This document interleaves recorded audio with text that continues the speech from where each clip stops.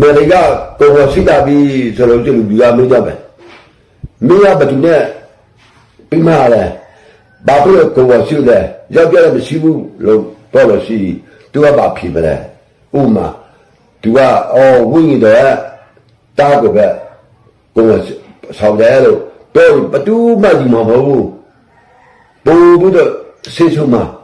တပ်ပလဲမှာပဲကြောက်ခဲနဲ့ပြီးမှာပဲအဲ့ဒါကိုသူမကြောက်ဘူးမိဂရိတရားနေတဲ့ကိုယ်စီသမအတင်တယ်ဆိုတာတိတာပဲကြောက်ခဲနဲ့ပြိထားမယ်ဆိုတာတိတာပဲဒါပေမဲ့ကောက်ပြီးတာမှတော့စကားကိုနားထောင်ပြီးမှသူတင်မဲ့အကြောင်းဒီပါမငါကျွန်တော်ဓမ္မအမိတိမူပဲကိုယ်စီတင်မှာပဲကြောက်တယ်ကြောက်ခဲနဲ့ပြိထားမှာကိုယ်မဆောင်ရဘူးကြောက်တယ်ပါကြီးပါမှသူမပြောဘူးတခွန်းမပြောပါနဲ့ဓမ္မဟာ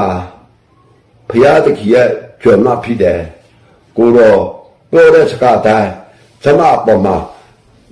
ကြည့်ရပါစေလို့သူဝန်ခံတယ်